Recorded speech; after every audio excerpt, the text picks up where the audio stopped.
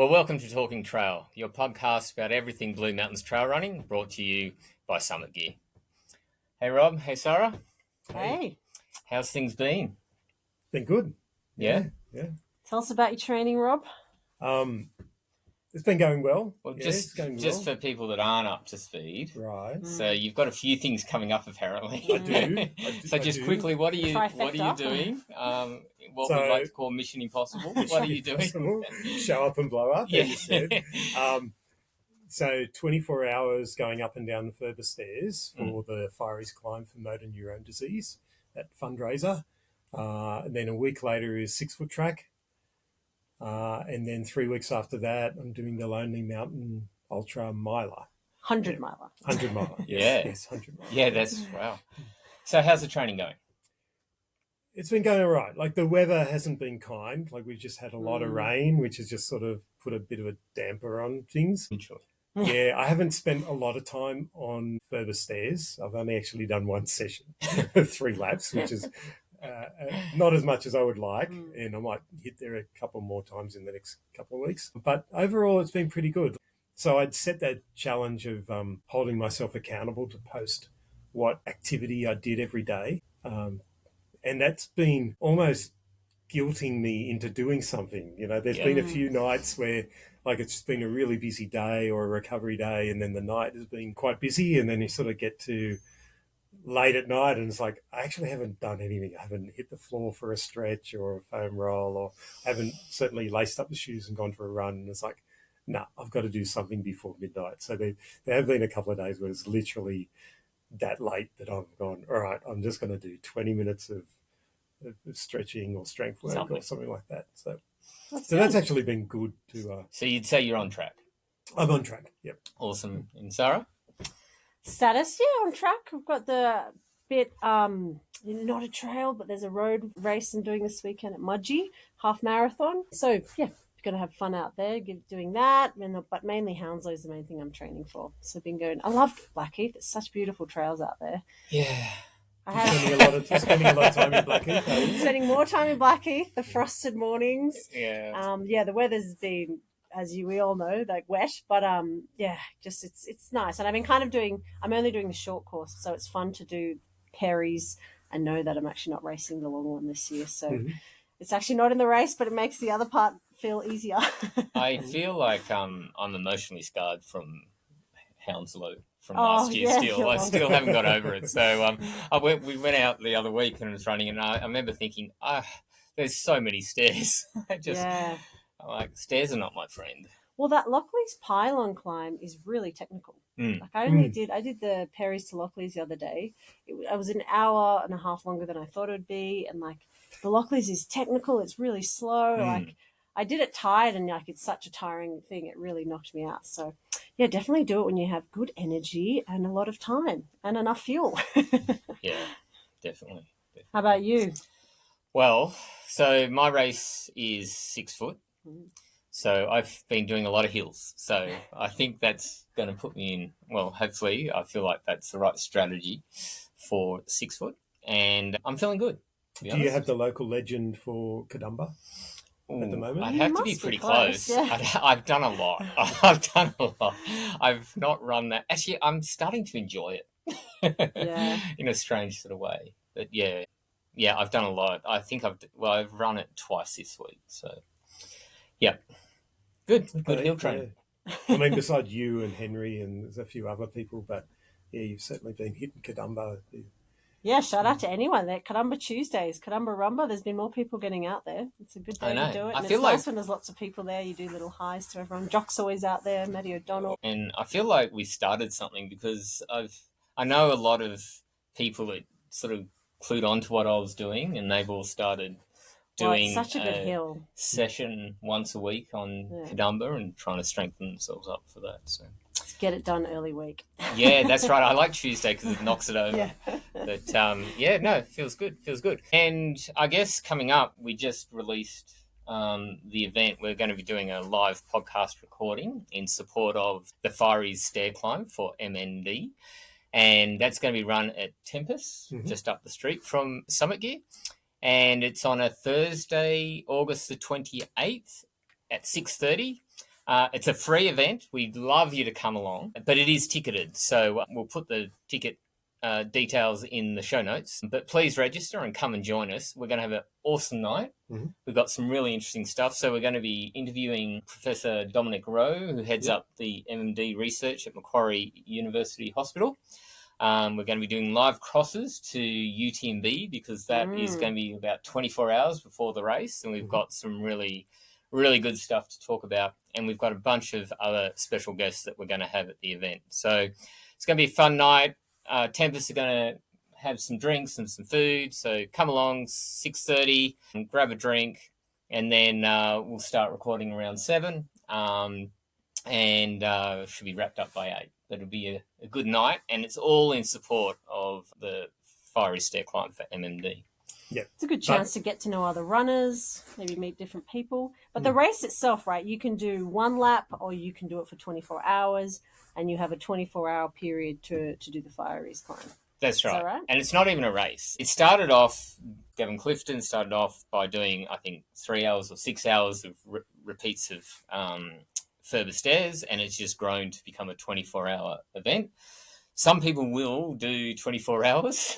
Some Robert and I'll just do 3 laps. But that's right. But it starts at midday Friday. Yep.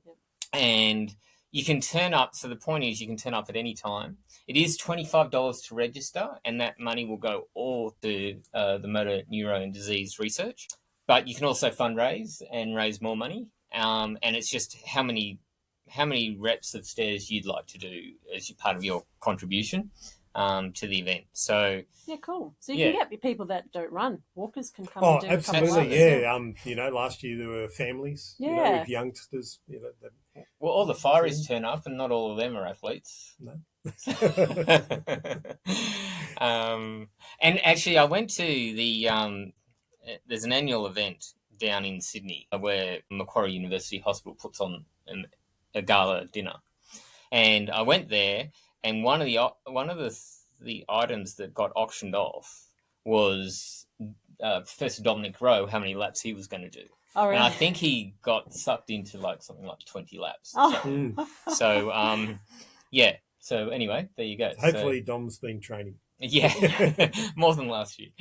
Anyway, a great event, part of the community, fantastic opportunity to raise some money for what's a pretty dastardly disease, and be part of helping see if we can work our way towards, I guess, a cure. Research always helps. For what is a terrible disease that's inflicting more and more people. But yeah, we'll have the professor coming on and talking to us quickly about it. And then we'll get on to other things trail running. Yeah, so just a reminder, though, for the live podcast at Tempest, it is a small venue, so don't just rock up on the night if you're not booked and been allocated a seat. You probably won't get a seat. Yeah, there are limited seats, so get in early, grab your tickets, and come and join us. We'd love to see you there. Be fun. So what else is coming up? We've got Saints and Sinners this weekend, right? You guys are racing that, along with lots of other Blue Mountains and other folk. Yeah, yep. So I've got a team so my son's going to be part of my team. Yeah. We're doing the 6-hour 4-person team. I've got myself, my son, Harry, Lee Shakespeare, and Scotty Noon. Oh, nice. So we should have a good little team there. Yeah, cool. So I've got high expectations of Lee and Scotty. Yeah. And we'll see how we go. But, I love that event. It's such a fun event. It's very fun, the aid stations, how you have the Saints aid station, which are all people dressed as saints, and the sinners. I did it last year, and just the vibe is fantastic. Yeah. It's a lot of fun. Yeah, and the hub, having a live band that's playing rock music is just really cool. And, everyone just sort of chilling out, waiting for their turn to go and do a lap, do a fast lap and then come back and hang out again. So whether you're a 2-person team or a 4-person team. But you won't be hanging out too much. Nah. Yeah, what are you doing? I'm doing the 6-hour solo. Oh, very enjoyable. I'm just going around and I'll say hi every time I go past. Yeah, I'll be testing a few things. So I'll be testing some new shoes, and I'll be... what are the shoes? The Prodigio Max that was just launched globally last Wednesday. Yep. So I did Kadumba in them on Sunday, and so that's the ultra distance. Ultra distance shoe, yeah. It's high stability, high cushioning, but high grip still.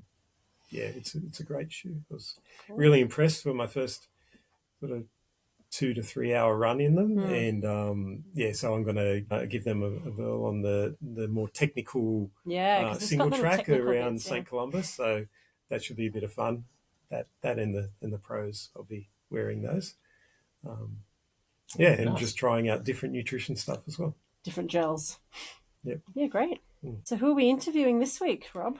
This week, so continuing on with the Fellowship of the Ring for my big challenge. So this week I've got Jason Wheeler from First Choice Physio and Phil Smith from Birdwood Podiatry. So if you listen and pay attention, you'll notice that we're talking about sort of 10 weeks out. So obviously it's not that far now. So I did record these a few weeks ago. So we've finally got a chance to put it out there. And both of them...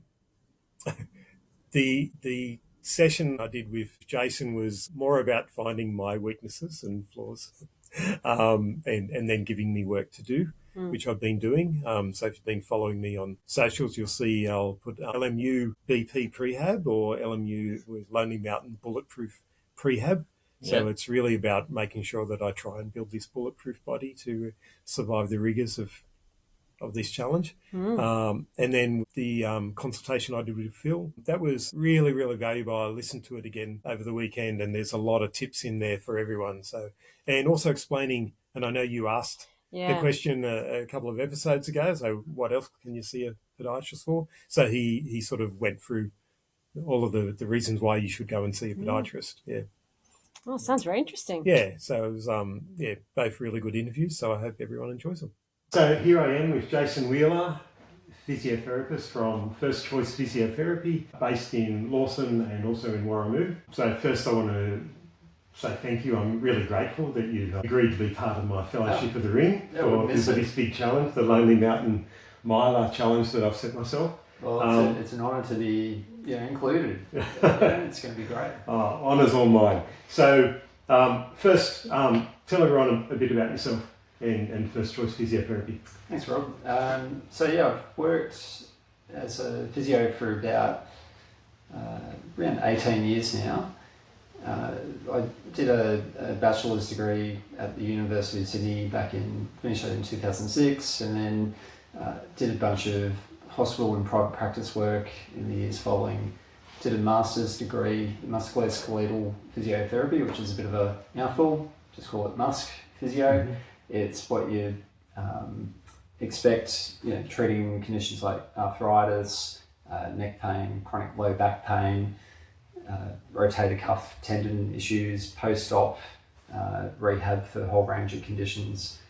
So that's what I've got my master's in, but then I've also got the experience in sports physiotherapy, working with runners for most of the time I've been a physio, and also other sports, netball, rugby, most things, broomball as well, which not many people know about, but it's a bit of fun. So I love working as a physio. I think it's always challenging. Everybody that sees me has, even if it's a similar condition to what I've seen, an hour earlier or throughout the week, just what each person brings to the consult, and it's going to be different goals, different life experiences, and it always keeps the job interesting and challenging, and I'm yet to get bored of it, that's for sure. And you're also a runner, so you've been a bull ant for a long time. Oh yeah. So how many years do you reckon you've been a part of the bull ants? Since 2009. Okay. So it's been a little while, and that's been a great experience. It really sort of got me into trail running. And I remember when I first joined the Bull Ants, I just had a really good run at the City of the Surf, and I just wanted to find a group that I could keep doing some running with, but I never pictured that I was going to be doing trail running or marathons or anything longer than that. And in fact, when I first started with the Bull Ants, I sort of thought that doing a half marathon was going to be a big step up from the City to Surf, and And then there were these guys who'd done 100 milers and the 6 foot track, and some of them had done it 6 times or more. And I thought that was just crazy. I'd never do a marathon, and little did I know I'd do a fair number of them after that. So yeah, and it's been a good experience. Yeah, so you've raced 6 foot track a number of times now. The Cradle Mountain as well, which is what, 80 k's? Yeah, the Cradle Mountain run. The full length of the overland track. So I managed to get an entry this year. It's pretty competitive to get in, but it was such a great run. I loved it, and I'd love to go back and walk and really savour it a bit more. But yeah, there's plenty of running to get out and enjoy. So, but yeah, definitely look back on a lot of those runs pretty fondly. But Cradle Mountain's something else. 6 foot's good in a lot of ways, but yeah, it's fairly. It's not nearly as technical as the overland track was, which was the sheer number of tree roots and boulders and scrambling. The Taswegians have a real advantage living down there, training on that sort of terrain. I think up here in the mountains, there's plenty of single track, but I probably made the mistake of being a little bit fire trail sort of focused, preparing for that. So I'd love to go back to Tassie and give it another crack. You should go as well. Yeah, maybe. And you've also done Great North Wall race. The old 100-mile course. Yeah, did that a couple of times. I got into it through a friend who thought I might be good as a pacer for one of their friends, and that was a great experience, because he turned up at the 100k checkpoint when I sort of joined in to start my pacing duties, and I was full of beans, and he was like a little bit tired, and I thought I hadn't really done an overnight ultra at that stage, so I thought, how's this going to go? But yeah, it was amazing to see like the stamina and the determination overnight, and from Phil, who I was pacing, and yeah. I don't know, it's addictive, isn't it? You see people, it doesn't matter how much they're suffering in these events, you sort of still get curious about, maybe I can do that. Yeah, absolutely. Yeah, so, but I love that race. Yeah. Yeah, they don't have a miler anymore, it's just 100k now. Things change, right? So, take your opportunities when you can. That's right, and then they create new milers like Maloney Mountain. So, so get in and enjoy that. So my purpose of having you as part of my support team for this challenge, obviously for you to do an assessment, knowing that I need to build myself not only a fairly fit for running body, but also fairly bulletproof as well for the challenge of doing 3 ultras in 5 weeks. So Jason did an assessment on me, where we spent some time last week, and you put me through a number of tests. Do you want to talk about those and my results, I suppose? Well, firstly, I wouldn't encourage many people to undertake the 3 ultras in 5 weeks challenge that you signed up for. I think you can do it. Would I encourage people to do it that haven't done ultras before? No, I think it's very much something that's undertaken on a case-by-case basis, but I think your experience should put you in good stead to do it and do it well. You haven't probably allowed yourself a huge amount of time with the preparation for it, but based on the session that we did last week, where we went through your background in terms of injury history, and also what your goals were for the next couple of months, and then a physical examination. I was pretty satisfied by the end of that I think you're in reasonably good shape to undertake the training plan that you've got, and I do believe you can complete the 3 challenges. It's going to come down to how well you complete them and how well you recover. But look, some of the findings from the examination that I did with you, we're looking for any real imbalances in terms of muscle flexibility, joint range of motion, and strength and endurance as well. You fared pretty well on the abdominal endurance test.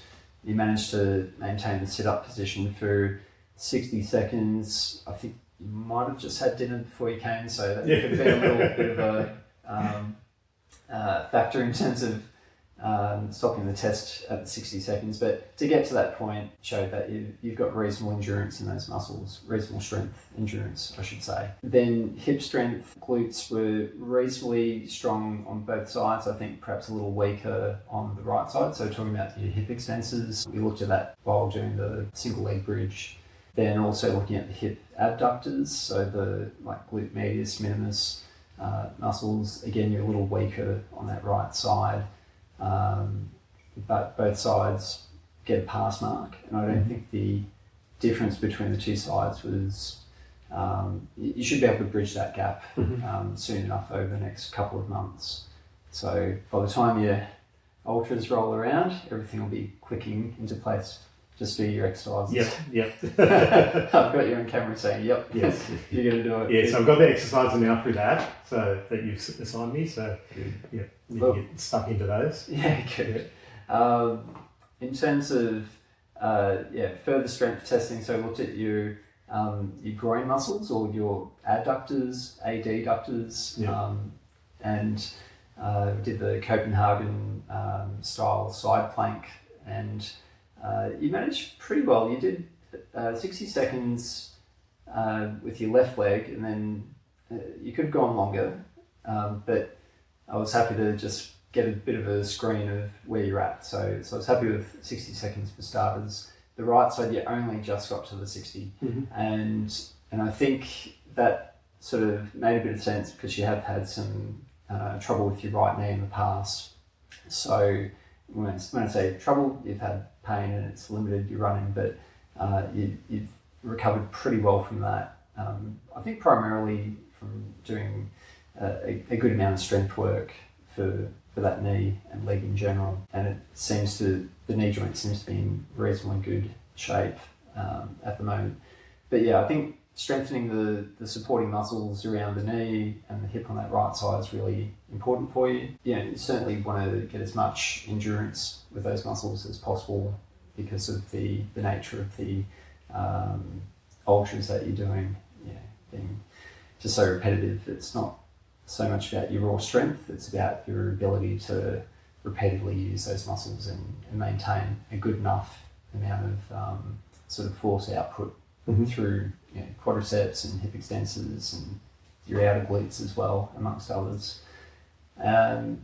Besides that, there were a few areas of some concern. So I feel you're a bit too tight through your quadriceps and also your hamstrings.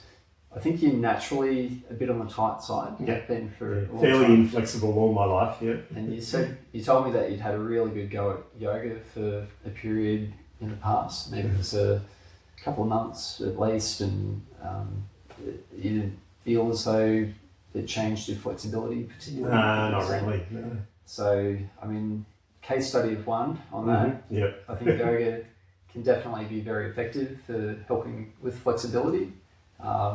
It's not every type of exercise is going to suit every person. So I think people have options, and if one approach isn't successful, it's like, well, maybe look at the next option. So, but I still think you should be trying to work on at least maintaining your current flexibility. A little bit extra might be a good thing, but you're naturally going to tighten up with the training and racing schedule that you've got planned. If you tighten up too much, particularly through your quads and hamstrings and hips, it's going to negatively impact how you run. So your action's going to start to suffer, and you're more likely to overstress your knee joints, especially. I think hips and your lower back are another couple of areas that, based on your history and the examination we did, those are a couple of areas that could be at risk of injury if you're not looking after yourself well enough. So essentially, you got a pass mark from the examination I did. So I think you will benefit from doing the right type of exercises to help with your recovery. If you do them 2 or 3 days a week, definitely after a running session or a conditioning type session, it's important that you are using the foam roller for your quads, hammies, glutes. Also then coupling that with some stretching for those muscles should be quite beneficial. I'm happy if you do your strength work after your training runs. Yep. It doesn't have to be every run, but if you get through those at least twice a week, but up to 3 times would be better. You're going to have to balance how much strength work you can do with how much running you're actually doing. Yeah, so just on that, putting a practical lens across your great advice. So generally my running is in the morning. So 5:30, 6 o'clock in the morning is the run starts, sometimes 5 if it's a longer run. And then it's sort of get home, shower, breakfast and out the door to work. So the strength work is going to be evenings. So is that detrimental? Like, so if you were advising, best case scenario, that's still suitable, or it would be better to have done 15 or 20 or 30 minutes of strength, this sort of strength work pretty much straight after the run, and not sort of separating by 8 to 10 hours or so? I don't think it's necessarily a bad thing if you do them in the evening, but make sure you're properly warmed up. So some sort of walk or run or some time on the bike before getting for 5 to 10 minutes would be good, just to generally warm up your legs in particular.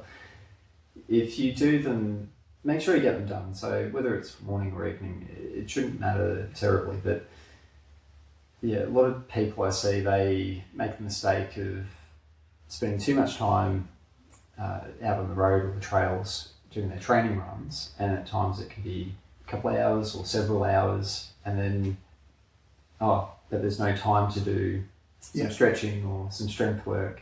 If you can just leverage off, maybe after those longer runs, a little bit of time, even 20 minutes, it's going to go a long way. If you can use that time to do some of the recovery and conditioning work, that's a bit more applicable maybe on weekends, if that's when your long runs are going to continue to be. Yeah, I think, I think, a lot of runners are guilty of that, and I'm no exception to, if I've got an hour, great, I'll go and run for an hour. I'll run for 40 minutes and then do 20 minutes of flexibility or strength or whatever. And that's fairly typical. So this will be part of the discipline of, working that discipline muscle, and over the next 12, 14 weeks of saying, okay, being mentally tougher and disciplined to say, I need to do all of the right things, not just, build a really big logbook of running Ks. Yeah, and I don't know if there's an exact ratio of how much time you should be spending doing recovery and conditioning based activities, and how much time you should be spending running. But I expect in your case, like with most people, there's going to be a minimum amount that you should be doing.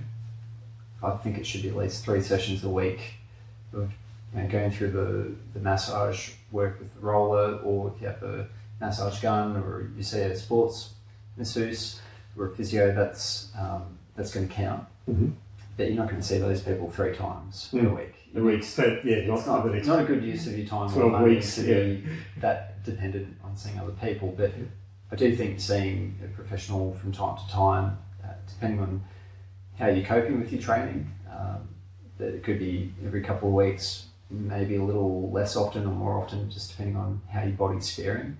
Being able to tune into niggles or things that just don't feel right in terms of losing some flexibility or having some aches in specific areas that you're not used to. It's really important to address those early rather than putting your head in the sand and just sort of waiting for it to be bad enough to stop you from running. I think you're reasonably proactive with that stuff, and you'll need to be, given you haven't got the luxury of time over the next few months.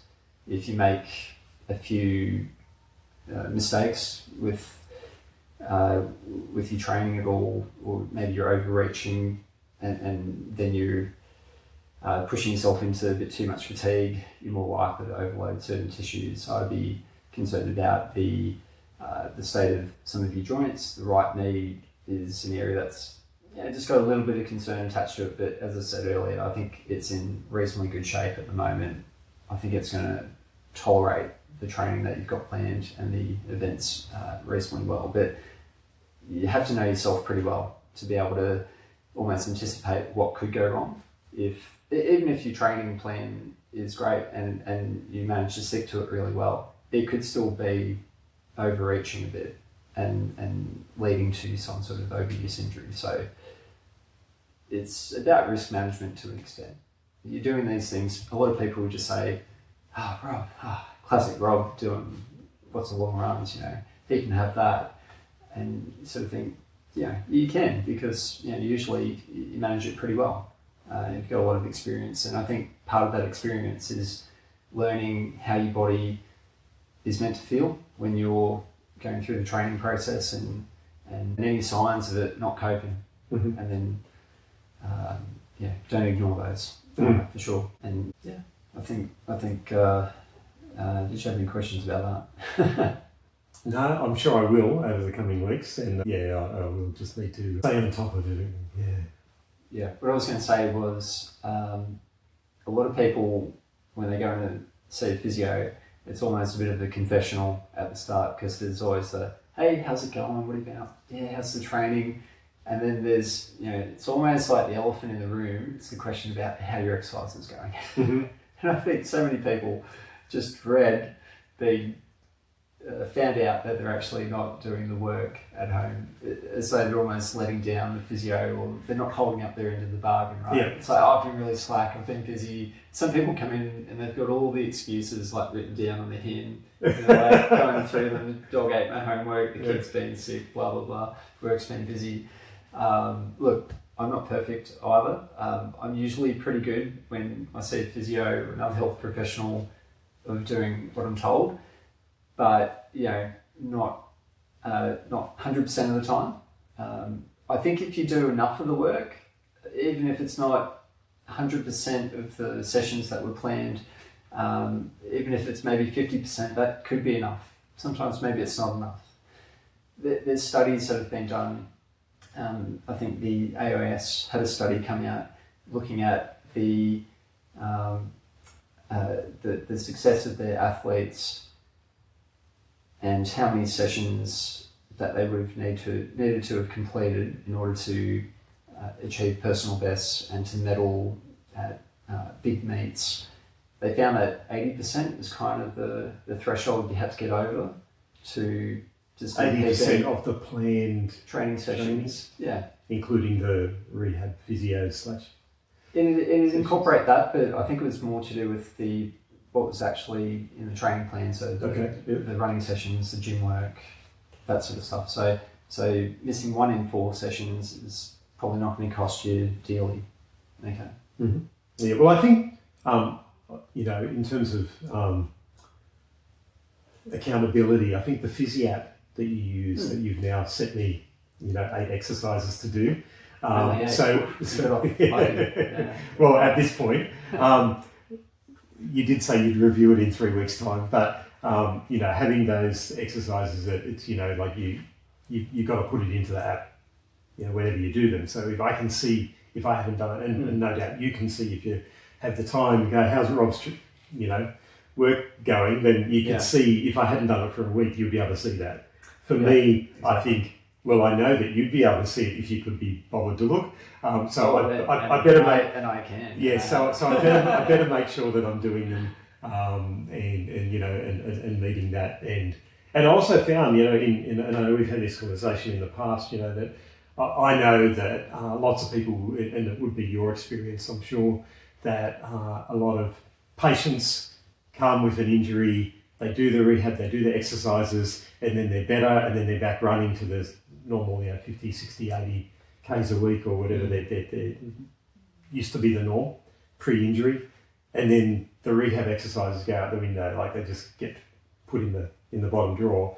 Yeah. What I've done in the past, which worked really well, was I I created a 1 hour workout that was all the rehab, different rehab sessions rehab activities that I'd been given. And so that way, if I'm starting to feel these niggles or whatever, or a bit of tightness, okay, I'll go back and do that workout. And then if I can be more regimented to do those workouts routinely, then it's a really good habit to get into of saying, okay, that might be something that I'm prone to, an imbalance or a weakness. So I think it's a really good tip to make that part of your, not only just your post-injury rehab until you get better, but just making it part of training moving forward. Yeah, I'm glad to hear that you've had that positive experience with continuing with some of the exercises that you found helpful while rehabbing certain injuries.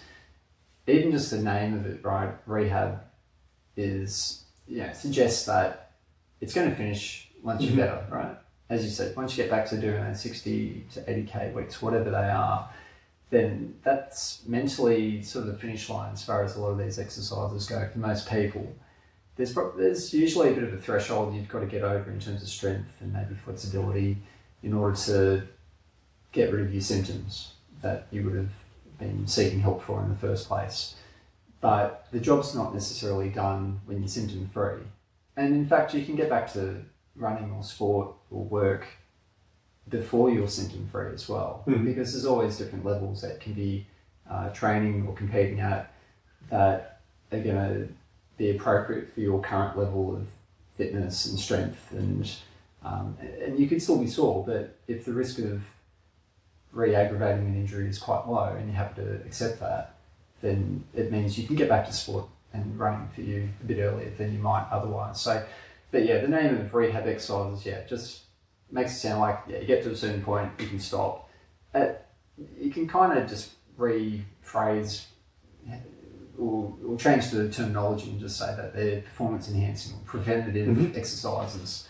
And I think physios are getting a bit better at helping people improve their performance, not just helping them to get through an injury, but perform better, move better, and stay feeling better in the longer run. So you've done good stuff there yourself, and it's really important that people learn from their experiences. So having an injury, it's a bad thing, it's inconvenient, it can be worse than inconvenient for sure, but being able to learn from it and try not to make the same mistake twice or 3 times. Some of us are slow learners. I've had a whole bunch of injuries myself over the years, hamstring and groin and quad tears, patellofemoral knee pain, ITB related pain, sciatica, low back pain, stress fractures in the feet,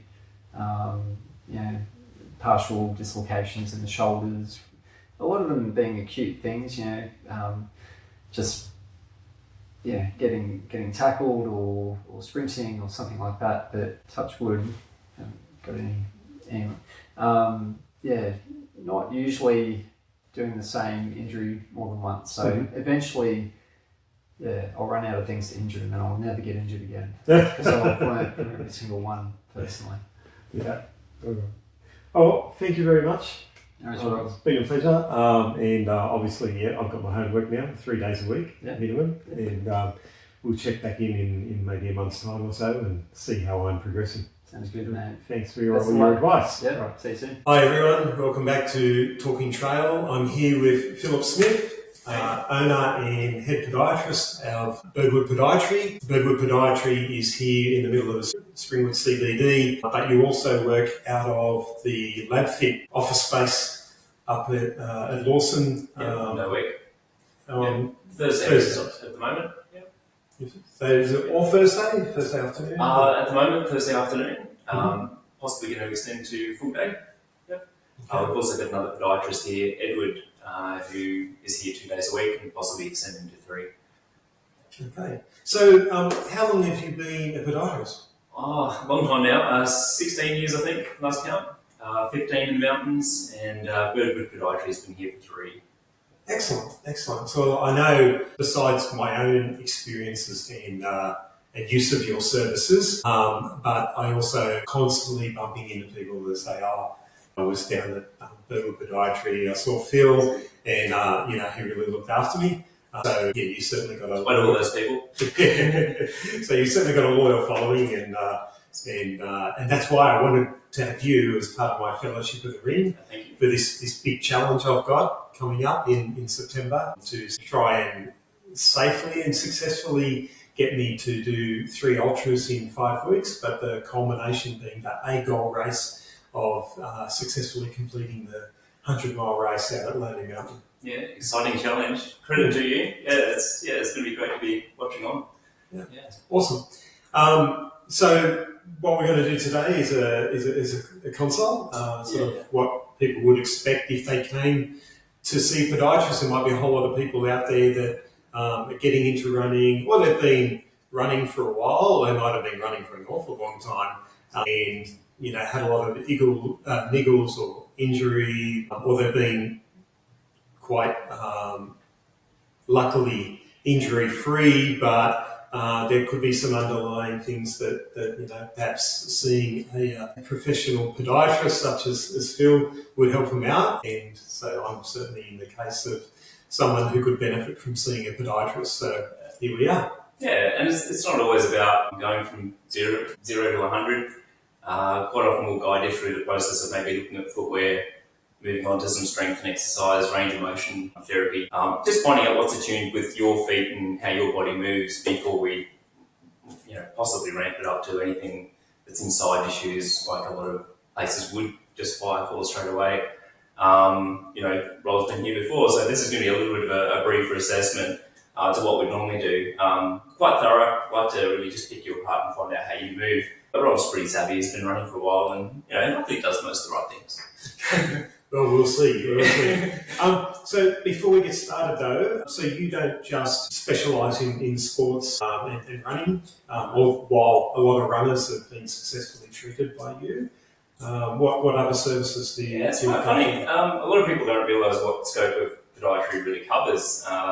We go from nails and skin conditions, corns, warts, ingrown nails and surgery, to diabetic checks. And then we get into things like plantar fasciitis in that middle age group typically, and then running injuries, sports injuries. I do a lot of running these days. I've got 6 foot coming up, so I'll be there with you. Just did another marathon. But come from cycling too, so I dabble in a little bit of cycling, sort of fit and looking at how we can improve cycling shoes as well and things like that. So if you're prone to getting hot spots as a cyclist, I'll cover that type of thing. It's just it's good for me to be a broad podiatrist because it keeps it fun for me. But we do cover basically from the leg down or hip down. But we look at the whole body as we move. So yeah, it's quite broad. Excellent. So one thing that I expect that Phil or the receptionist at Birdwood Podiatry may ask if you do make a booking for an appointment to come in. One thing that we found in the past, or that I found in the past, is really useful is to bring in the shoes that you run in, including like an old pair that you're about to retire or just recently retired. That way the podiatrist can tell a lot about your running gait and your form and the amount of pronation or sometimes it's just that little tweak of a running shoe that can make all the difference between a hip and knee injury to a foot injury, vice versa. We can tune that to how you move and what you're made like. But don't forget your work shoes too. What you wear through the day can obviously impact on where you're going to possibly be tight, and then lead into running problems. So don't forget to bring a collection. We may not get to all of it, but more information is better than less. Yeah. So we're not going to cover that today. I didn't bring my bag of shoes in because I've done that previously. Yeah. So Phil's already seen those. So we're just sort of skipping that step today. Easy done. All right. Let's pick on your feet and we'll see how you're doing. Again, this is a little bit brief, and I have had a bit of a head start on you. Rob's had a little bit of a history of having an issue with the left big toe, correct? Well, the left one was more painful, but I've actually got it. So on both now? On both, yeah. Okay, and from memory too, a little bit of an Achilles issue in the past. I have. You can actually still see there's a bit of swelling in that valley of the Achilles? Yeah, I think if you run your hand, you'll see that it's in both. Yep. Yeah, all right. So, you're up the mountains, aren't you? No, you're not. You live downhill. You can just see this time of year a little cold. So we deal with trip planes too. Just relax your feet. So what we'll start with is just a quick muscle test. So if you just want to try and lift my hands up, that's it, hard as you can, so completely nice and strong. Get all the clicks and crunches out of the way. Push down for me, that's it, hard as you can. This one's a bit tricky, just your feet. If you can push your feet out against my hands, that's it. Oh, by the way, if you're feeling any discomfort doing this, just let me know. And inwards. This one's important for runners. What we're testing is these muscles on the inside of the shin here. And if they're nice and strong, we're a winner, which it looks like we are. Particularly as you start haunching up a lot of those hills, we're going to find that we need to have that support through to the post. And to be honest, posterior comes down into this part of the foot to lift your arch up. If your big toe is not working, there's a hint there. Yeah, I think that's where we're heading. So, we should just maybe talk about that. So, what the condition I have is osteoarthritis. Yeah, you've got a little limitation with the anatomy of that big toe. So it's technically what we call hallux limitus. So it's just a little less. What's it called? Hallux, which is your big toe. Right. Limitus. Right. Yep. I'll let you guys work that out. Basically, we're running into a bit of a wall as we move this big toe up. That's a problem, basically, because when we lift the big toe as you yard up and go forward, as your knee comes forward over your foot, that should pull on the plantar fascia to lift your arch up. It's a thing called windlass mechanism. If that's not happening though, then we're relying on a lot of the other muscles in your lower leg to do that job. It should be just a passive thing that happens. So as part of that, we would hope that you've got a really good range of motion in your ankle joint, because if it's not through here, we want to try and do it here rather than trying to bend through these joints in the middle of your foot. If that's happening, you're going to find you get a lot of midfoot arthritis. Okay. So that's where we're going in this, basically trying to prevent further joint damage further down the chain. If we can free this up, then we're going to find that your knee moves over your feet better, and you run better, more efficiently for longer, but also in later life, hopefully with less wear and tear. Mm-hmm.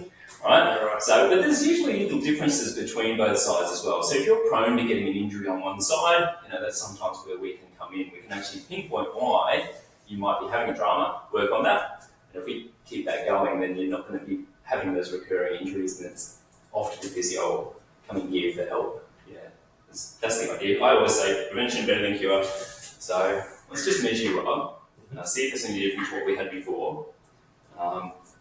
Rob generally is just a little bit tight through the front of the feet, and fairly normal in terms of flexibility through the rest of the foot, which is helpful as a long distance runner. Means we don't have to use the muscles quite so much. So doing 100 mile, it's easier. I would hope. Nothing's easy about that, I'm sure. Alright. So, just for interest, that right one was 65 degrees, and that's what we like to find at a bare minimum. So, no trouble there. And this one's measuring up about 10 degrees less. Okay, that's good in a way, because 10 degrees is only a little bit of a shortfall, and you can pick that up through just footwear. If you imagine that your big toe doesn't move so well, if you've got a rocker in the toe with a shoe, that's going to help take up that anyway. And you can also find a little bit of that through the ankle. So it's not necessarily the end of the world. If it was only 30 degrees, bigger problems would have to take a different track with you. But I won't go into that. Right. But for me, it's better to have more of a rocker sole on the shoes that I choose to run. The nature of most running shoes is going to give you that anyway. There's not too many out there that don't have a great rocker on them. We could talk about heel drop, low drop versus zero versus high drop. That's not really going to change with this because we've got the rocker to deal with that. We play with heel drop when we're talking about whether you're prone to having foot issues or higher up the chain. We can sort of play with that a little bit. And then, where you strike the ground and what have you. I wouldn't force you to try and change any of that. I tend to find that, we try to work with what you're doing, how you go. Yeah. All right, so let's just, if you just relax for me, I'm going to see what your ankles are like. This is just a me pushing sort of thing. And now, okay, where are we at? All right, now if you want to give me a hand, just pull that back as far as you can. notice how you get a pretty reasonable gain in flexibility with you actively using the muscle. Mm-hmm. It'd be nice if that was easier for me to move passively. So we might get you doing a little bit of calf stretching. Because at the moment you're having to force it by using these muscles on the front. Okay? If we can loosen all this up a bit, it's going to be easier for this to be able to do its job, or as much as it can. All right? Okay. But that's low-hanging fruit. And most people should be doing a little bit of calf stretching as well. It's just part and parcel of being that runner. Okay, once you've pulled it all the way back, you're at a pretty good range of motion there. From our last assessment, you're actually tighter on this side. So see if that's still the case. See if you've done your homework, and it looks like you have. Yeah, nice. Well done. Right. But that leads into where potentially you had this swelling in the Achilles before. Before you were probably yarding up on it too quickly. And before, when we've done our assessment, Rob was twisting his feet out to the side and coming over the inside part of his feet.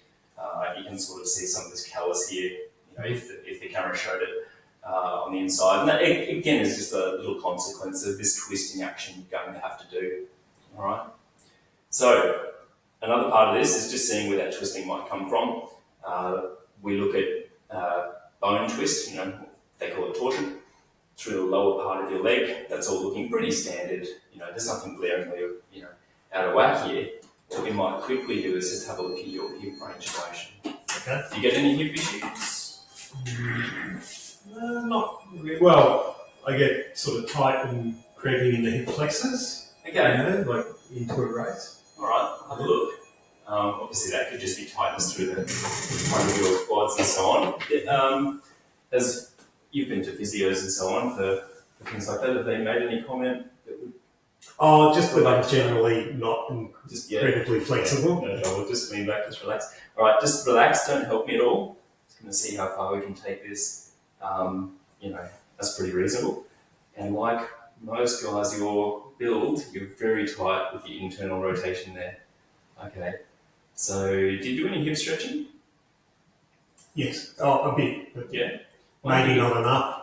Well, it depends how you're doing it as well. So we might talk about that briefly at the end. Mm-hmm. It'd be good to try and increase that. You're obviously very geared towards having your feet turned out. And that's no surprise looking at how you have been using your feet. So you've got great external rotation and a limitation on both sides with that internal. Okay? So it's very easy for you to do that. Mm-hmm. Not so easy to do that. Mm-hmm.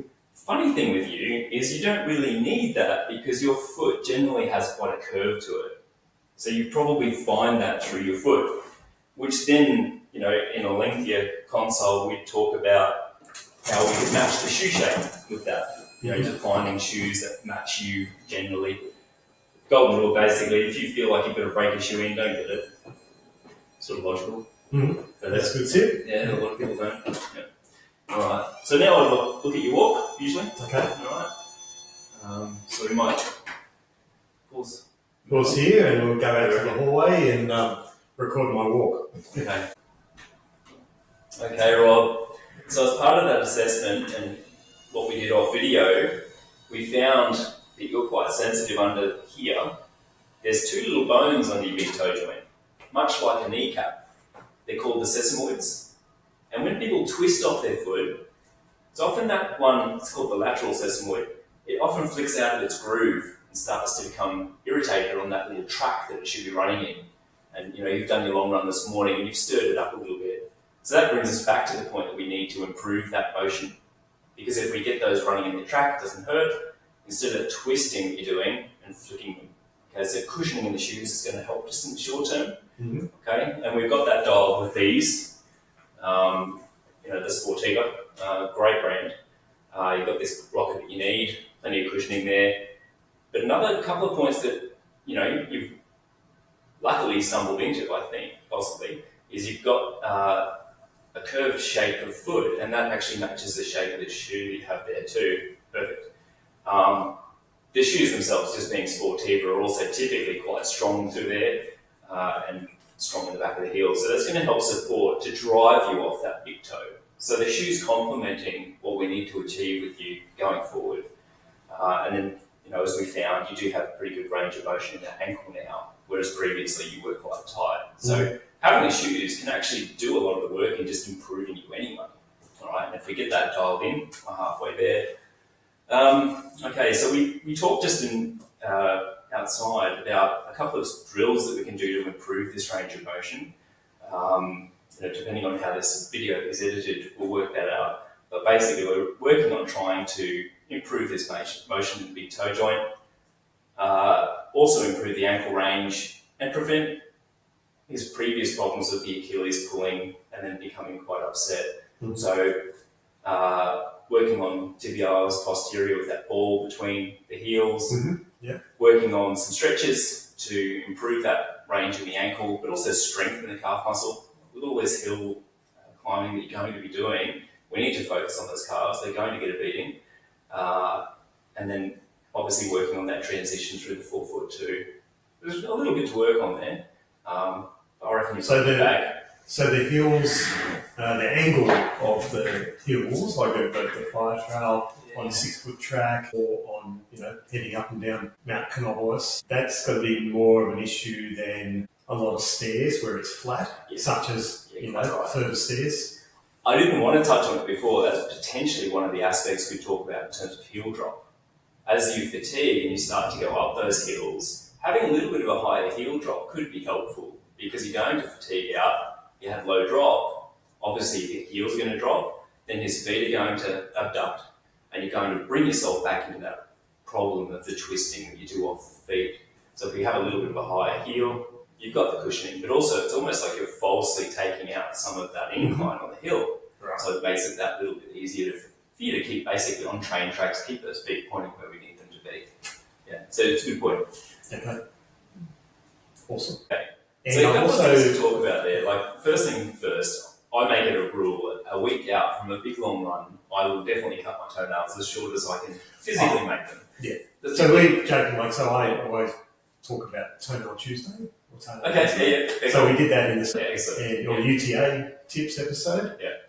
Where that was one of the tips. We had 36 different tips, but Toenail Tuesday was one of them. So plenty of days ahead of race day, so they weren't going to be sharp, like doing it the night before. We said, avoid that. Yeah. You've got a few days. Another thing that I do is, and this was a tip from the running friend who said, sort of swab my feet with Isocol. Okay. The rubbing alcohol. Yeah. And it's just sort of like this is after you cut them. No, separate to cutting. Okay. It's just pretty much for ideally 1 to 2 weeks. So every night, 1 to 2 weeks before a race, like an ultra.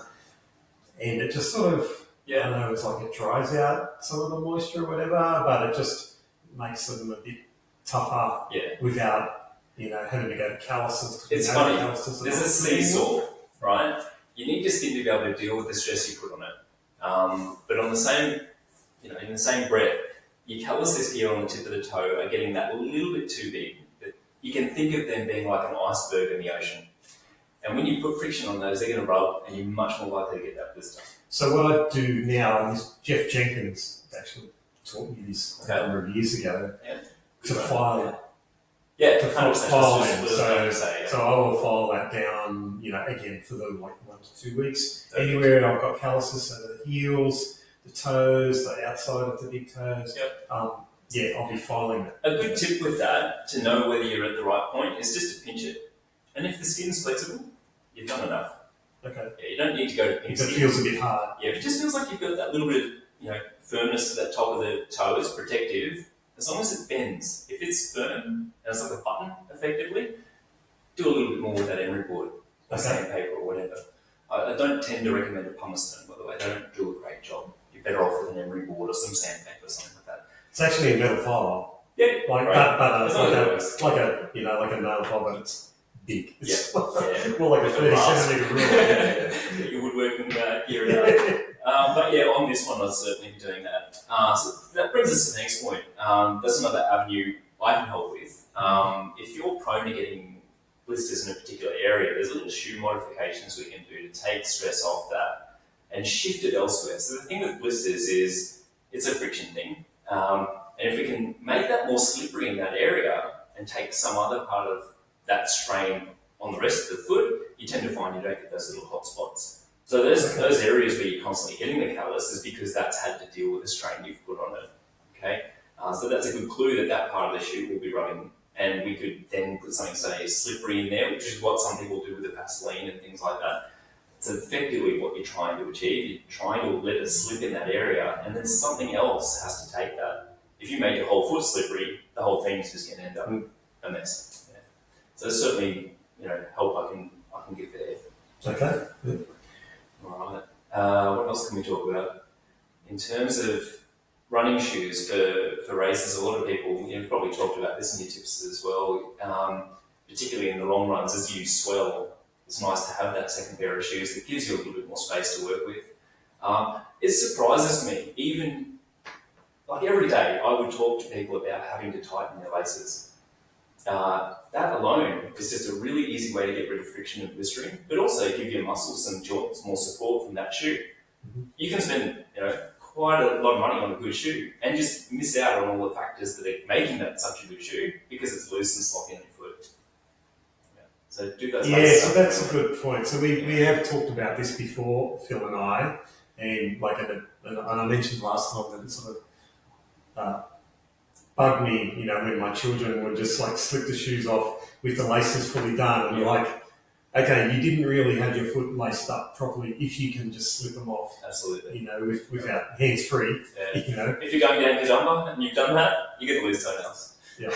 But the other thing that I actually wanted you to show was what you had demonstrated me with an inner sole.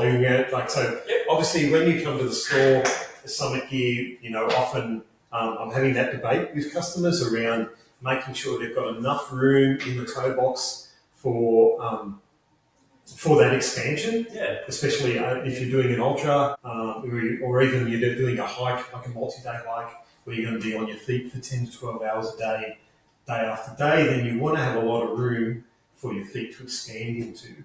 But you showed me this little example with the inner sole. I was like, yeah, that's exactly what I've been talking about. So, but it's not growing room either. People used to do this for kids, but I've never done this. That's a perfect fit.